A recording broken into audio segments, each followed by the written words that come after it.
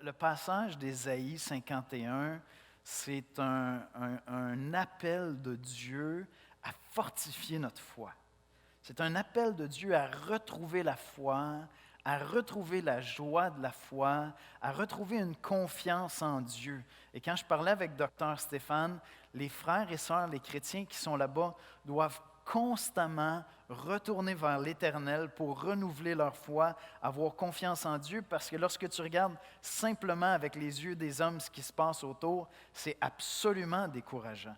Et dans les dernières semaines, j'étais sensibilisé évidemment à ce qui se passe en Afghanistan aussi. Puis je priais, puis mon cœur était lourd de dire, il y a tellement de choses qui ne vont pas bien. Et Dieu m'a fait du bien à travers ce passage-là d'Ésaïe 51. Et j'espère que Dieu va venir fortifier votre foi, qu'il va venir vous encourager, vous redonner de la joie, alors même qu'il y a tant de choses qui sont décourageantes. Alors on va aller ensemble dans la prière. J'aimerais prier pour Haïti et j'aimerais prier pour nous. Seigneur notre Dieu, tu règnes dans les cieux et quelque chose qui pourrait être odieux à celui qui ne te connaît pas, ta parole dit que tu fais ce que tu veux. Tu demeures souverain quand des cataclysmes frappent les hommes, quand des guerres éclatent, quand des gangs armés se manifestent dans des pays. Au milieu de la souffrance, tu demeures présent.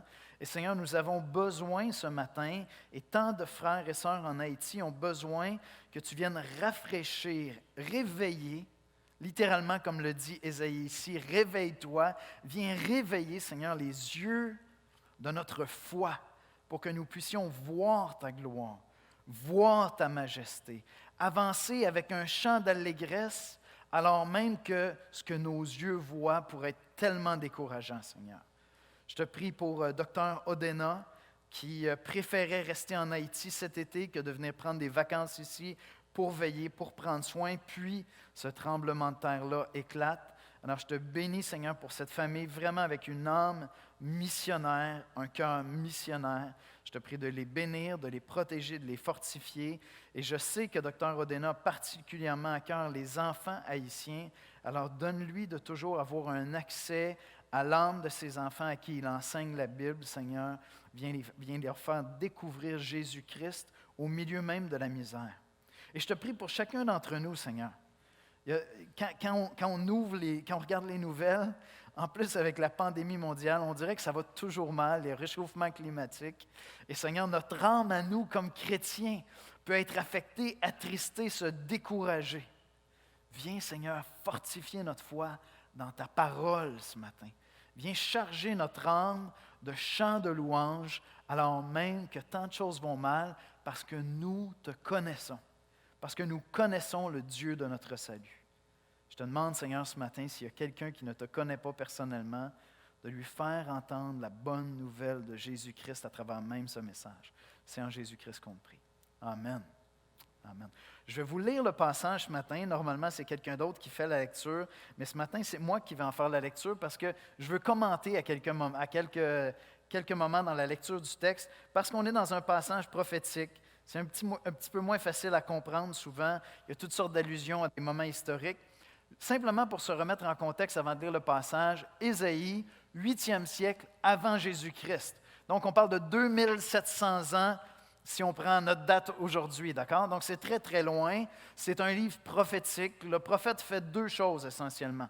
Le prophète parle au cœur du peuple de Dieu pour présenter le cœur de Dieu. Lorsque le prophète parle, c'est vraiment un échange de cœur à cœur entre Dieu et son peuple. Il y a une exhortation pour le moment présent. Souvent, Dieu veut reprendre son peuple, veut lui rappeler comment il l'aime. Et l'autre dimension du ministère prophétique, c'est d'annoncer des choses à venir. Ce passage-là d'Ésaïe 51, c'est avant Ésaïe 52, puis c'est avant Ésaïe 53. Ésaïe 53, prophétie importante sur la venue du Messie, sur Jésus-Christ, le serviteur souffrant. Donc, c'est juste pour se mettre en contexte. Et donc, ce passage-là est en train d'annoncer des choses, beaucoup de choses qui se sont accomplies en Jésus, avec Jésus-Christ. 700 ans après Ésaïe, Jésus vient, il y a plein de choses qui s'accomplissent là, qui continuent à s'accomplir à travers l'Église maintenant, Mais dans ce passage-là, il y a aussi des prophéties pour les temps de la fin, où on parle de nouveaux cieux, de nouvelles terres. Donc, c'est un passage qui parle aux auditeurs de l'époque, le peuple là-bas qui a besoin de réveiller sa foi, qui parle aux auditeurs de l'époque pour leur dire bientôt le salut de l'Éternel s'en vient, ça s'accomplit en Jésus, mais il nous parle à nous aussi parce qu'il nous dit réveillez votre foi. Vous avez connu le salut de l'Éternel, vous avez connu Jésus-Christ, ça s'est accompli en lui et vous attendez le retour de Christ, les nouveaux cieux, la nouvelle terre. Fait que le texte est tout à fait approprié pour nous aussi encore aujourd'hui. On regarde ça ensemble, Ésaïe 51. Dieu parle à son peuple à travers son prophète.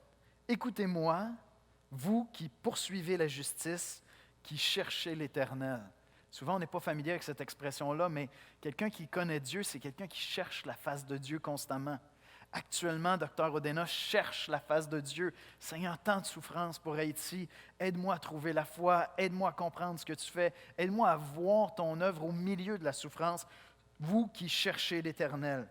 Portez les regards sur le rocher d'où vous avez été taillés, d'où vous venez, d'où vous vient votre foi, sur le creux de la fosse d'où vous avez été tirés lorsque Dieu vous a sauvés. Portez les regards sur Abraham, votre père, et sur Sarah qui vous a enfanté, car lui seul, je l'ai appelé, je l'ai béni, je l'ai multiplié. Et je ne vais pas avoir le temps de développer ça à fond, fait que je vais juste faire un commentaire ici. Tous ceux qui descendent d'Abraham et qui ont la foi d'Abraham sont des enfants d'Abraham, des fils et des filles d'Abraham. Et dans le Nouveau Testament, l'apôtre Paul nous dit que nous qui avons cru en Jésus-Christ, nous sommes les fils et les filles d'Abraham parce que nous avons cru en Dieu. Dieu avait donné des promesses à Abraham qui se sont réalisées en Jésus-Christ et qui continuent à se réaliser à travers l'Église. Dieu avait promis à Abraham qu'il y aurait une descendance nombreuse. Et cette descendance-là, ce n'est pas simplement les Juifs physiques, c'est tous ceux qui sont des fils dans la foi, ceux qui croient en Jésus-Christ de toutes les nations de la terre. Et donc, il dit, portez les regards sur Abraham, votre père, et sur Sarah, qui vous a enfanté, car lui seul, je l'ai appelé, je l'ai béni, je l'ai multiplié. Ainsi, l'Éternel a pitié de Sion, de Jérusalem. Il a pitié de toutes ses ruines. Il rendra son désert semblable à un Éden, le jardin d'Éden, et sa terre aride à un jardin de l'Éternel. La joie et l'allégresse se trouveront au milieu d'elle, les actions de grâce et le chant des cantiques. C'est pour ça que je vous dis, il y a un appel à la joie, il y a un appel à retrouver des cantiques dans notre âme, dans notre cœur. Mon peuple, sois attentif. Ma nation, prête-moi l'oreille.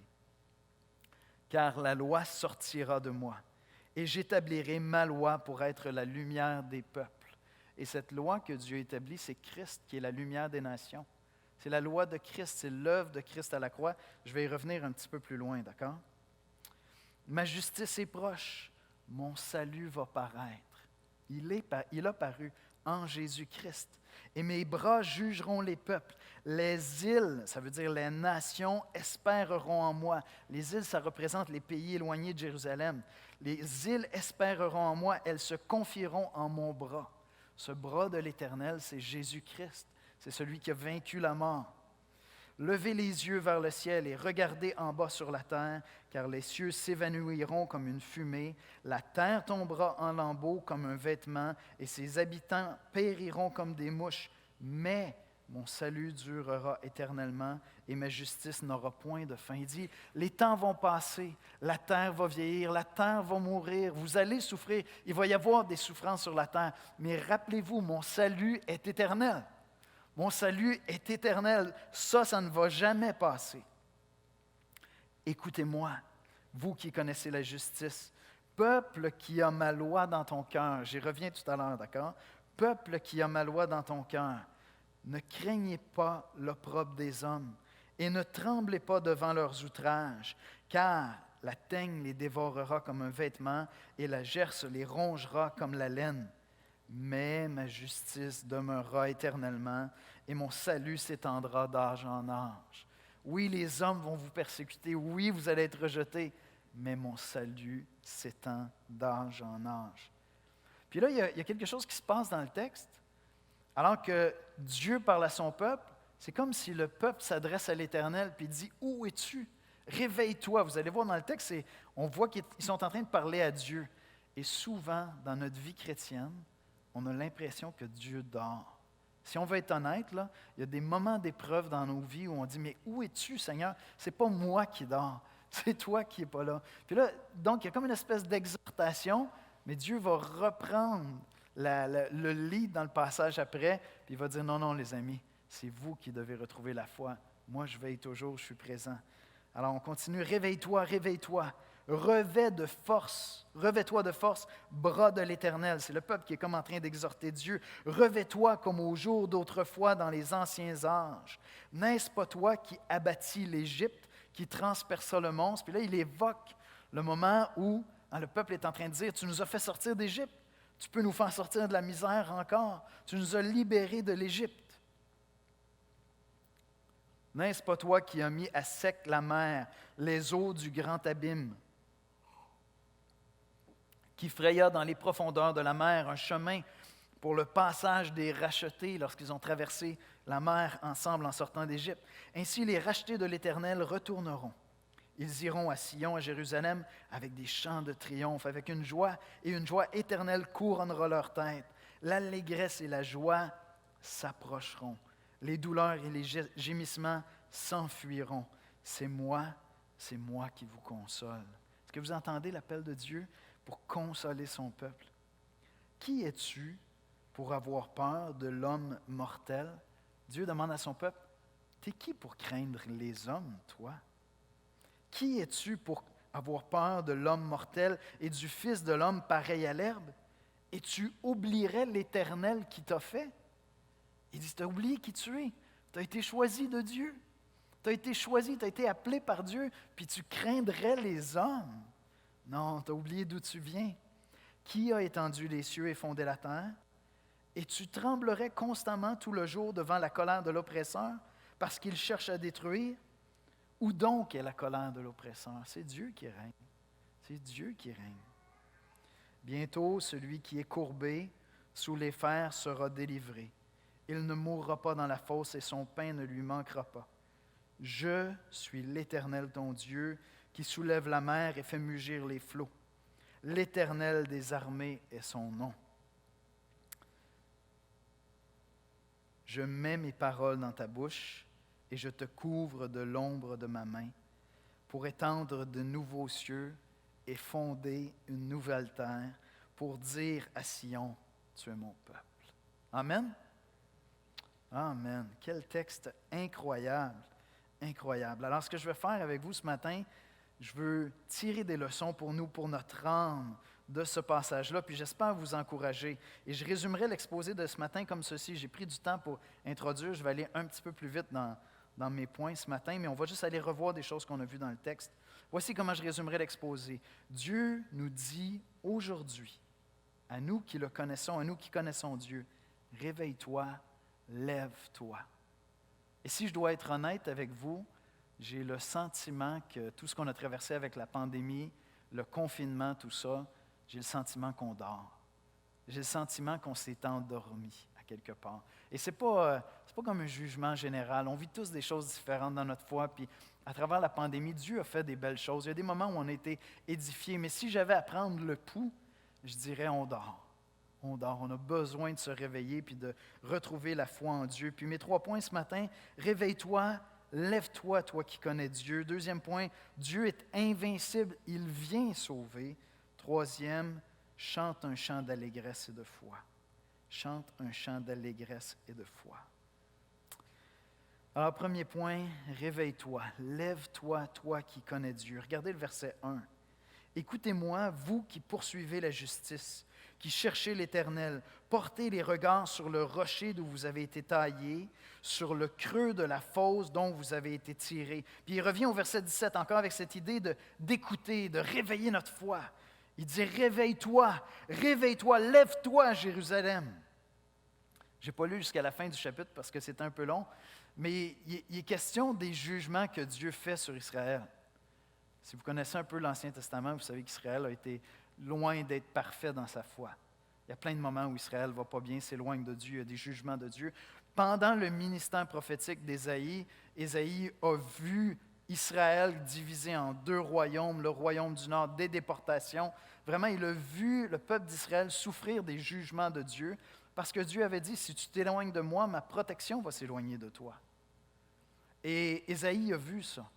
Maintenant, on arrive vers la fin d'Ésaïe, puis Ésaïe veut dire, oui, mais les jugements de Dieu ne sont pas éternels. Dieu va venir à ton secours, Dieu va venir te délivrer. Et donc au verset 17, il dit, réveille-toi, réveille-toi, lève-toi Jérusalem qui a bu de la main de l'Éternel la coupe de la colère. La coupe de sa colère, qui a bu et sucé jusqu'à la coupe de l'étourdissement, où Dieu a engourdi son peuple en jugeant son peuple. Mais il dit, ça va pas être éternel, réveille-toi maintenant. Toi qui es descendant d'Abraham, que Dieu a choisi, que Dieu a aimé. Comme je le disais tantôt, pour nous chrétiens, en 2021, comprendre le livre d'Ésaïe, ce passage-là qui a été écrit au 8e siècle avant Jésus-Christ, je dois comprendre qu'il y a plein d'aspects d'Ésaïe qui se sont accomplis en Jésus. Lorsque Dieu dit dans Ésaïe, « Je vais annoncer mon salut aux nations », et les nations vont être consolées dans mon salut. Mais c'est en Jésus-Christ que ça se passe.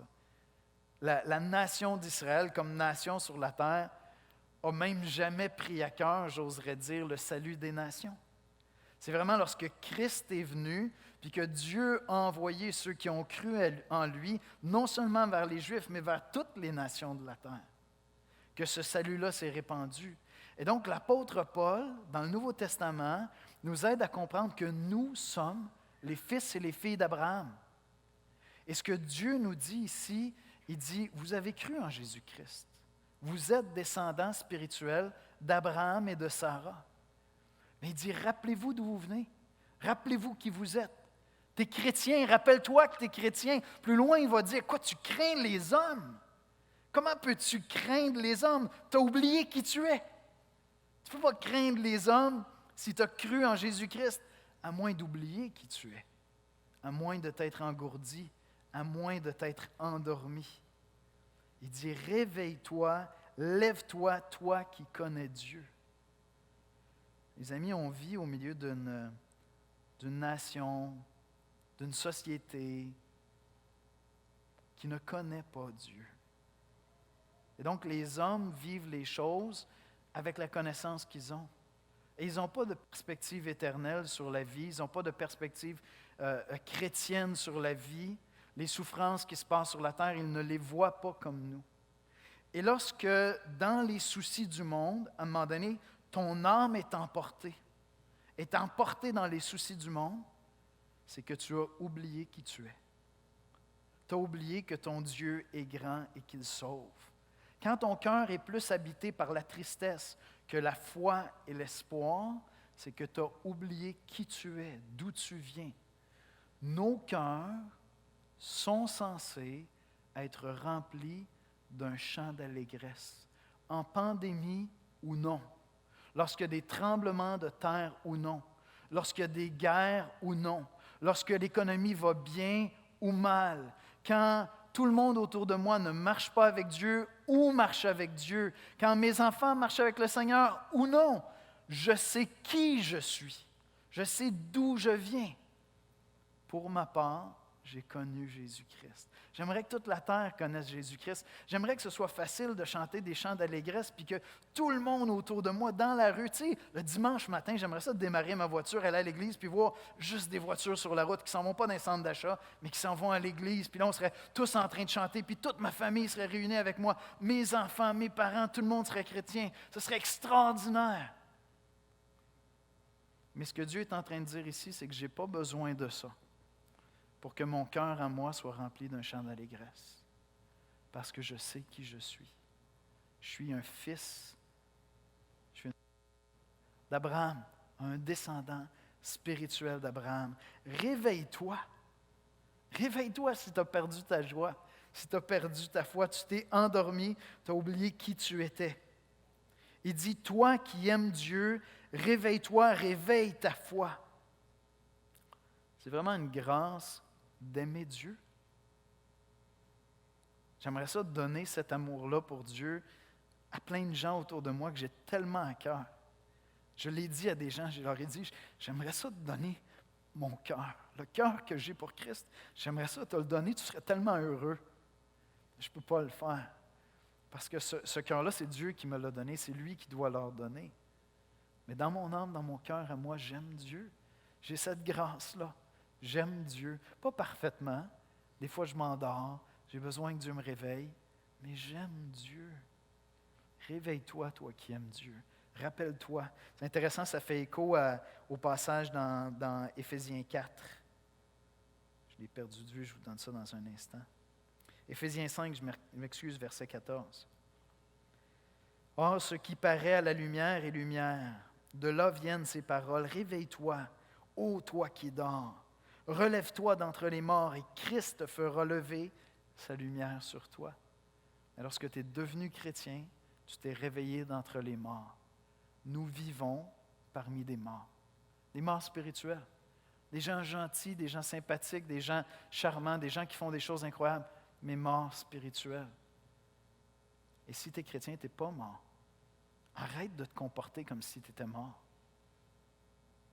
Arrête de te comporter comme si tu étais mort. Tu es vivant. Rappelle-toi qui tu es. Rappelle-toi d'où tu viens. Il a placé sa loi dans ton cœur. Il dit au verset 7, « Écoutez-moi, vous qui connaissez la justice, peuple qui a ma loi dans ton cœur. » Maintenant, écoutez, on est dans l'Ancien Testament, on est avec Ésaïe, le peuple d'Israël. Le peuple d'Israël a la loi de Dieu dans son cœur. Yeah, sure. Je veux dire, il n'y a pas plus rebelle qu'Israël. Mais en même temps, c'est un peuple qui se repentait, qui cherchait Dieu, puis qui tombait. Et puis les prophètes avaient annoncé qu'un jour viendrait où littéralement, la loi de Dieu serait placée dans nos cœurs. On lit dans Jérémie 31, 33, « Mais voici l'alliance que je ferai avec la maison d'Israël. Après ces jours-là, dit l'Éternel, je mettrai ma loi au-dedans d'eux, je l'écrirai dans leur cœur, je serai leur Dieu et ils seront mon peuple. » Quand tu as cru en Jésus-Christ, quand Dieu t'a donné cette foi pour croire en Jésus-Christ, il a inscrit dans ton cœur sa loi. Puis là, tu te dis, ouais, mais j'ai beaucoup de combats pour un gars ou pour une fille qui a la loi de Dieu dans mon cœur. J'ai plein de combats. Je trouve que je ne suis pas comme un super chrétien. Je passe mon temps à le dire, ça n'existe pas un super chrétien, oubliez ça. La loi qui est inscrite dans ton cœur, si j'avais à la résumer, je la résumerais en 3-4 mots. L'Évangile de Jésus-Christ. Ça, c'est la loi qui a été écrite dans ton cœur. Puis cette loi-là te guide à marcher selon Dieu. Quand j'ai cru en Jésus-Christ, il y a une loi de paix qui a été inscrite dans mon cœur parce que Christ est mort et ressuscité pour moi. C'est la loi de Christ, c'est l'Évangile. Quand j'ai cru en Jésus-Christ, il y a une loi de pardon qui a été inscrite dans mon cœur parce que Jésus-Christ est mort et ressuscité pour moi. Quand j'ai cru en Jésus-Christ, il y a une loi d'accueil sans jugement qui a été inscrite dans mon cœur. Je ne l'entends pas toujours, mais elle est là. Parce que Christ est mort et ressuscité pour moi. Quand j'ai cru en Jésus-Christ, il y a une loi d'espérance qui s'est inscrite dans mon cœur. Parce que Jésus-Christ est mort et ressuscité pour moi. Quand j'ai cru en Jésus-Christ, il y a une loi de foi pour mes enfants, pour mes proches qui ne sont pas encore au Seigneur. Mais parce que Christ est mort et ressuscité pour moi, j'ai cette loi de foi-là qui est en moi. Est-ce que vous me suivez? La loi de Christ a été inscrite dans ton âme, dans ton cœur, quand tu as cru en lui. Et tu as peut-être besoin de t'en rappeler. Mais lorsqu'un chrétien se rappelle de cette loi de Christ qui est en lui, son cœur retrouve la joie. Puis Dieu est en train de dire ici à travers son prophète, toi qui as reçu la loi de Christ dans ton âme, dans ton cœur, rappelle-toi qui tu es. Alors des chants de louange, d'allégresse vont venir remplir ton âme, quelles que soient les circonstances que tu es en train de vivre. Et je ne sais pas ce que tu es en train de vivre, mais je sais que j'écoute les nouvelles, puis j'entends parler les rapports du GIEC, les réchauffements climatiques, j'entends les catastrophes en Afghanistan, ou qu'est-ce qu'on va faire avec ça, j'entends la situation économique. Et là, on s'en va en élection avec ça. Ça finit dessus, tout ça. Puis après ça, individuellement, on vit toutes sortes de choses, personnellement, dans notre santé, des défis, le travail, nos enfants, la famille. Rappelle-toi qui tu es. Rappelle-toi qui tu es. Rapidement sur mes deux autres points. Dieu est invincible et il vient sauver. Dieu rappelle dans ce passage-là qu'il est Dieu. Et jamais je dois oublier que c'est lui qui a créé les cieux et la terre. C'est lui qui a décidé quand la terre va s'arrêter. C'est sympathique, là, le projet d'Elon Musk d'aller s'installer sur Mars. C'est correct, on peut avoir des projets, des plans B, mais Dieu a le seul plan qui va s'accomplir, vous comprenez? C'est le seul plan qui va se réaliser. Et quand il va dire, OK, on a terminé cette aventure-là et on crée les nouveaux cieux, la nouvelle terre, c'est ça qui va se produire à ce moment-là. Parce que Dieu accomplit toutes choses, il est invincible. Il dit au verset 9, « Réveille-toi, réveille-toi, réveille-toi, force et bras de l'Éternel. Réveille-toi comme au jour d'autrefois, dans les anciens âges. N'est-ce pas toi qui abattis l'Égypte, qui transperça le monstre? » Dieu est invincible. Et donc, ce que ça implique, c'est que tu n'as pas à avancer avec la peur. C'est normal pour un chrétien d'avoir peur, mais c'est contre nature. Je ne sais pas si ça fait du sens pour vous, ce que je viens de dire là. C'est normal pour un chrétien d'avoir peur parce qu'on est encore imparfait, puis notre vieil homme, notre vieille nature, avant de connaître Christ, fait des échos, puis là, on est habité par la peur. Mais j'ai une nouvelle nature, qui est la loi de Christ qui est dans mon cœur. C'est une loi de foi. Et donc, c'est contre nature pour moi de vivre dans la peur. C'est normal, mais c'est contre nature. Rappelle-toi qui tu es. Ce sont des chants d'allégresse qui doivent remplir ton cœur. Parce que Dieu est gracieux, parce qu'il console, parce qu'il sauve à jamais. Ésaïe 51, 14. Bientôt, celui qui est courbé sous les fers sera délivré. Il ne mourra pas dans la fosse et son pain ne lui manquera pas. Verset 4, « Mon peuple, sois attentif, ma nation prête l'oreille, car la loi sortira de moi, j'établirai ma loi pour être la lumière des peuples. » Quand Jésus-Christ est venu, qu'est-ce qu'il avait dit? Il avait dit, il faut que je sois mis en terre, puis il faut que je sois élevé. Et lorsque je vais être élevé, toutes les nations de la terre vont venir à moi. C'est ça qu'on fait depuis 2000 ans, on proclame l'Évangile, on annonce l'Évangile et les gens de toutes les nations de la terre viennent à Christ, viennent à Dieu. On a comme 8 baptêmes qui sont en préparation dans les prochaines semaines. Dieu sauve encore aujourd'hui, Dieu n'a pas arrêté.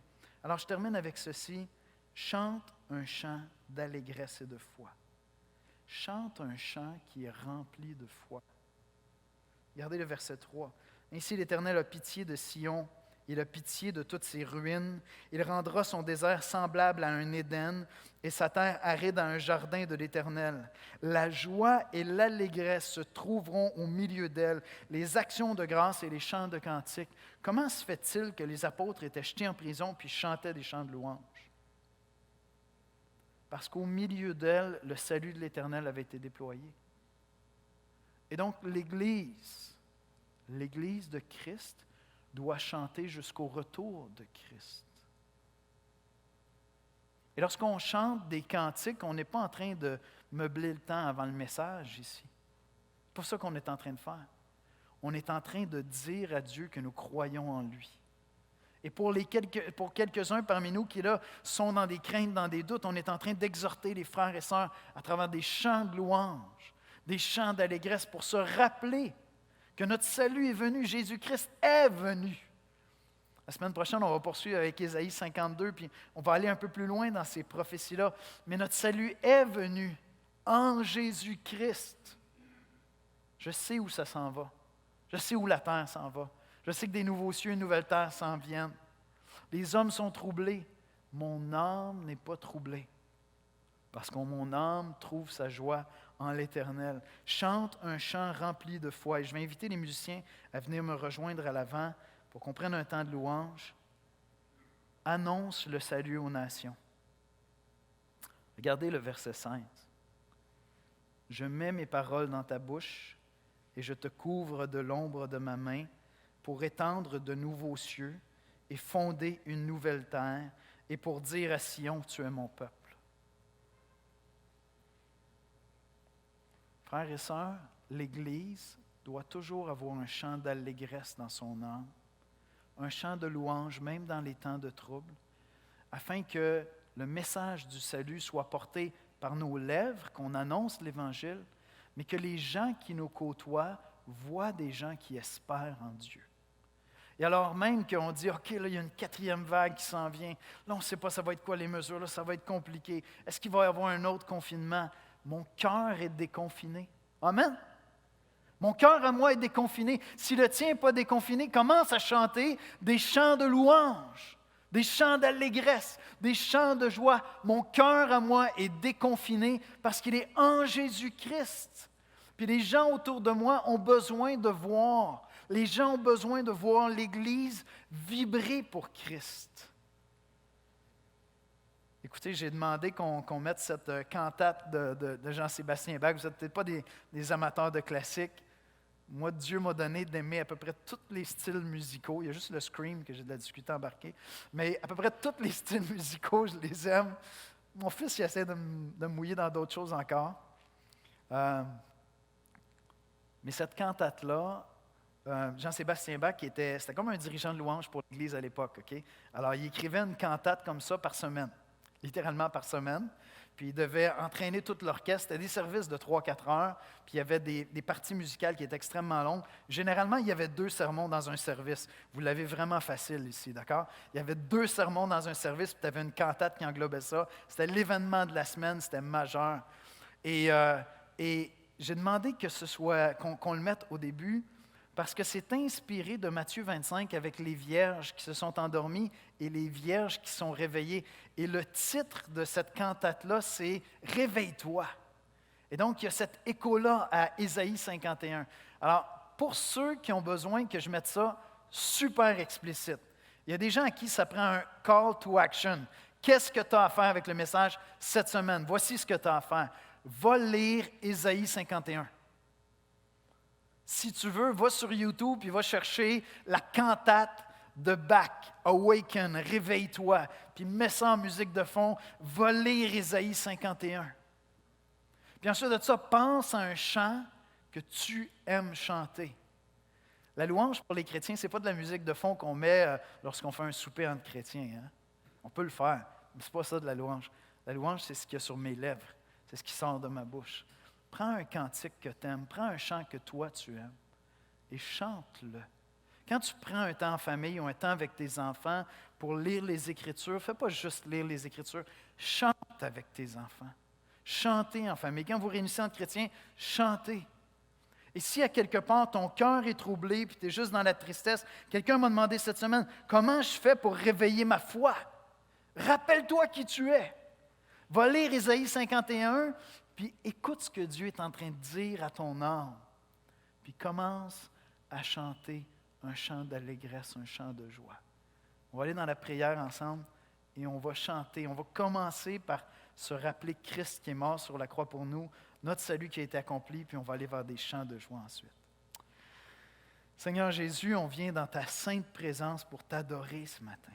Tu es notre salut. C'est par toi que la loi de Dieu a été inscrite dans nos cœurs. La loi de Christ a été inscrite dans mon cœur. C'est une loi de grâce, c'est une loi de foi, c'est une loi d'espoir. Ce n'est pas une loi de découragement, ce n'est pas une loi d'abattement, ce n'est pas une loi d'égoïsme, c'est une loi de générosité, de bonté, de pardon. C'est une loi de force, ce n'est pas une loi de timidité. C'est l'évangile de Jésus-Christ qui a été inscrit dans mon âme, dans mon cœur. C'est la loi de Christ qui est là. Je te prie, Seigneur, de venir nous relever si nos cœurs sont troublés, nos cœurs sont frustrés, nos cœurs sont contrariés, nos cœurs manquent de foi. On regarde les choses, on regarde l'avenir, puis on voit comme les hommes qui ne te connaissent pas. Rappelle à ton Église ce matin qui nous sommes, Seigneur. Fils et filles d'Abraham. Rappelle-nous qui nous sommes, Seigneur. Héritiers avec Christ. Des nouveaux cieux, de la nouvelle terre. Rappelle-nous que nous sommes des pèlerins sur terre. Apprends-nous à voyager léger parce que nos yeux sont fixés sur l'éternité. Et donne-nous, Seigneur, un chant d'allégresse, un chant de joie, afin que les gens autour de nous entendent l'Évangile dans nos bouches. C'est en Jésus-Christ que nous te prions. Amen.